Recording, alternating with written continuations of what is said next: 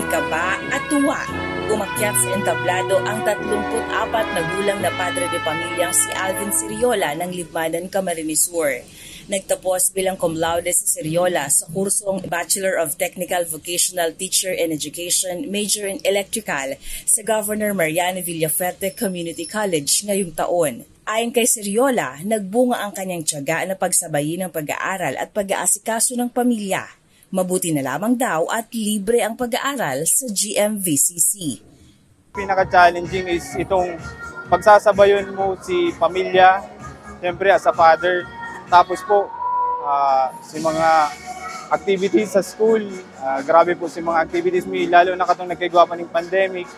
More on talagang ang aasahan mo na lang is isadirin mo lang, then tatawsayin mo sa mga activities, bahala ka nang matapos mo ito, then nagsasabay pa si pamilya mo. Kasama si Siriola sa 80 nagtapos sa GMVCC noong Biyernes. Si Nanay Leonila Borromeo naman, proud na makita ang anak na si Danica na nakapagtapos sa kabila ng pagiging hikahos.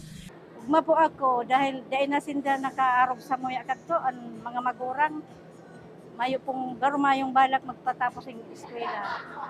Sabi ko, dahil na mag-arog sa kuya, na dahil nakatapos. Pag pamilya man sinda, dahil sinda mahirapan na arog sa muya. 14 years na pinakasininda ako. Itataw ko man itong the best ko na gusto ko yung sindatawan ng magay na buhay.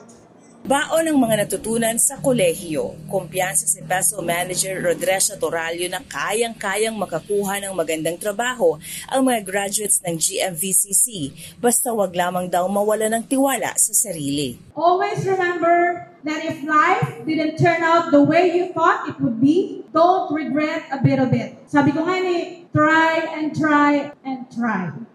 Never give up. Continue to do things that makes you happy. Pangalawang batch na ang grupong ito ng mga mag-aaral na nagtapos sa libreng community college na sinimula ni Congressman Mix Villafuerte at ipinagpapatuloy ngayon ni Governor Luigi Villafuerte. Dakula po ang pasasalamat mi, lalong-lalo na sa pamilya Villafuerte, for giving us this opportunity, araw gani, may libreng edukasyon. Maraming salamat po, Gov, dahil sa libreng paaral sa mga estudyante. Thank you very much.